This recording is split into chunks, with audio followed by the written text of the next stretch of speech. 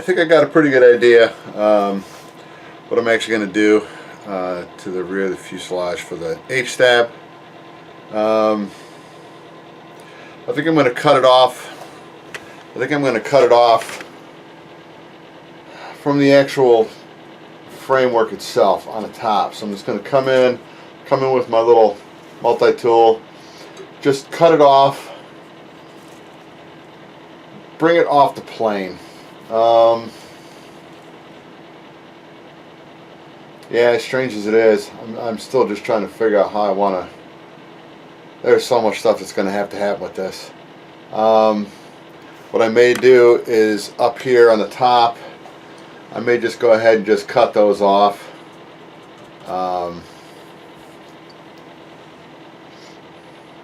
Haven't 100% decided because I'm going to have to change the angle of these anyway. So I might just go ahead and just remove them, just cut them off. And then when this gets dropped down on the back, this angle will have to be changed on this. And I'm hoping that by doing that, because it's actually going to be dropping this. Got to think about this one,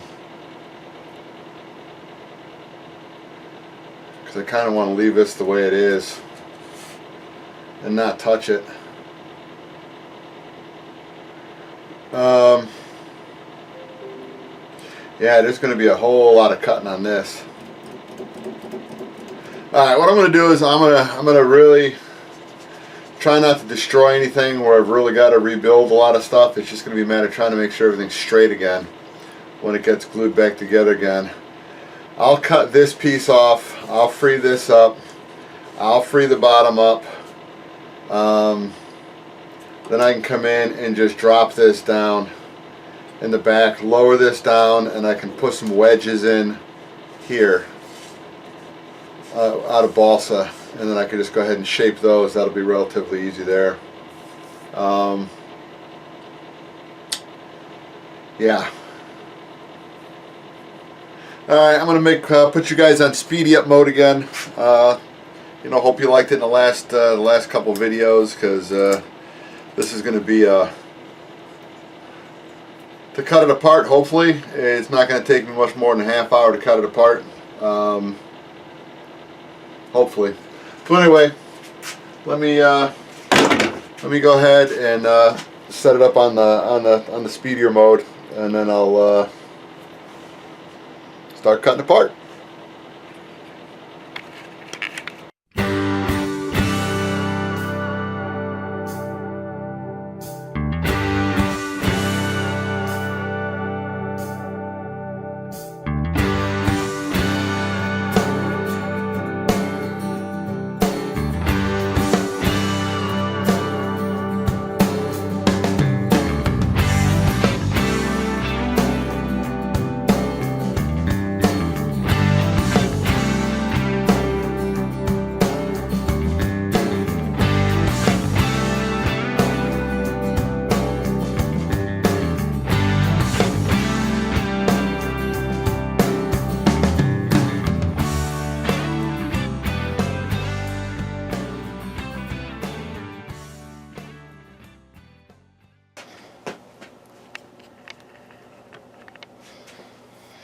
Alright, that actually went quicker than I thought it was going to go.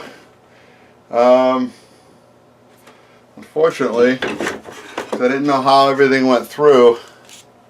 Looked like there's a, well, you can see it. There's part of 3/8 rod going through here.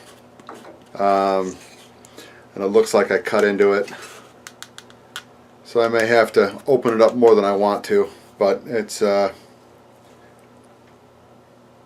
not the end of the world. We can always fix it, make it better, stronger. It's a $6 million plane. Alright, let me just kind of start cleaning up the mess a little bit. And still have to try to figure out how I want to cut this. I think I might just go ahead and, because I've got to drop it down 7/16 of an inch here. If I drop this down a 1/2 inch in the tail, so it's going to come down to about here. Got to figure out how I want to do that. Have to figure it out. So, all right, I'm going to let me just do a little bit of cleanup here, and then I'll bring you back in, and we'll see how things are progressing. All right, I forgot to bring you back in on the fun and excitement.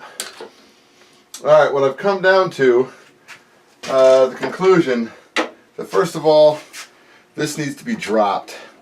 This needs to be even with the actual top of the actual airframe up on top. So this has to get dropped down, and then this will still get dropped down in the back. That way we're setting it down, putting it at the right angle. I've done a little more research online, and you can't find anything as to the way it is. So I'm just going to go with the info I got from Larry Pierce, and we'll go with it, and you know, pretty much just hope for the best.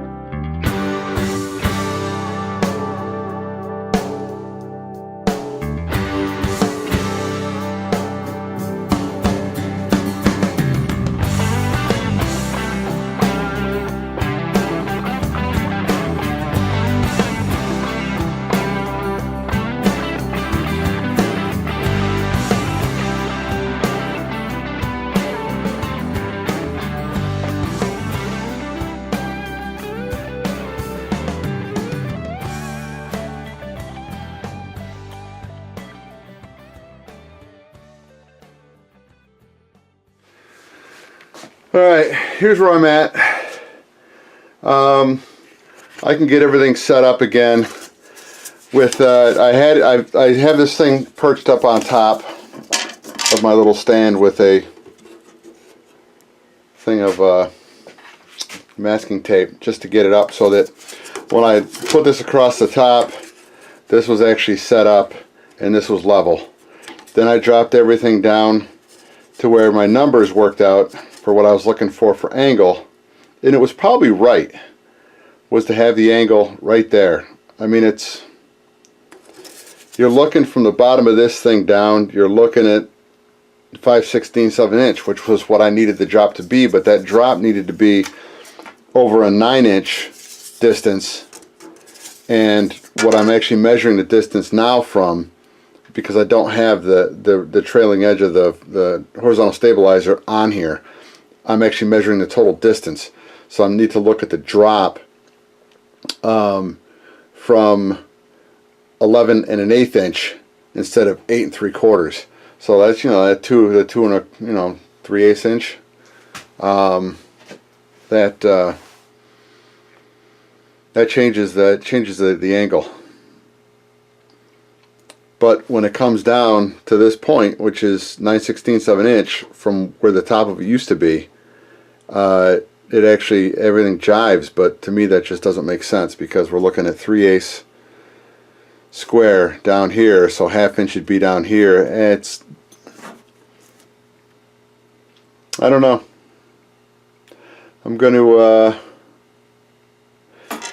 what I can do, because it's kind of hard to see. All depends which angle you look at it from. This almost looks like there's a low spot in the actual top right there. At the angle that this is coming out, it looks like it drops down, then it comes up again. Or if you look at this side, it really doesn't do that from a, let's call it a human eyeball perspective. What I think it is, I think that there was a sand job. He actually sanded here, and it just makes it look like it's low because it's this edge that got rounded off.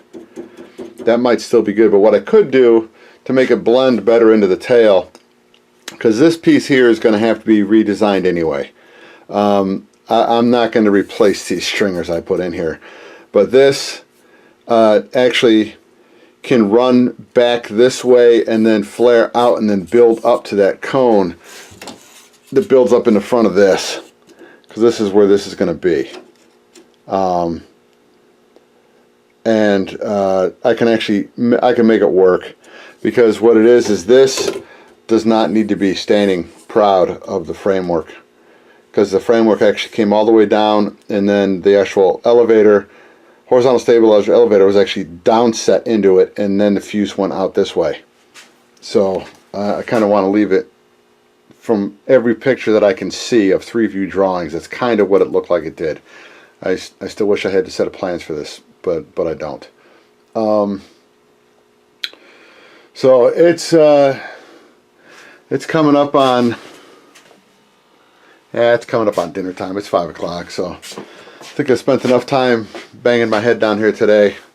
I do have all day tomorrow, and it's going to be far too cold to do anything outside, because I think it's supposed to be, I think, a high of like -7 or something tomorrow, so it's going to be cold here. So I'll just be hunkered down in the basement. So anyway, let me go ahead, and this is where I'm at, and hope you're enjoying watching the videos, because I'm really not enjoying working on this plane right now. So anyway, I don't know. I'll think about this one. I'll get a chance to actually talk to a couple individuals that have far more years of experience in building. I just don't know how they would handle this. Would they handle this any differently than I would? Or would some of them just say, just look at it as a lost cause and just get rid of it? But I can't do that now. I've got little money wrapped up in it, but I've got a lot of time, and I want to fly it. So that's my goal. So, and seeing that I've got a goal, I'm gonna finish it. It's just going to take a lot of time. And I'll be making up new swear words too that you won't get to hear.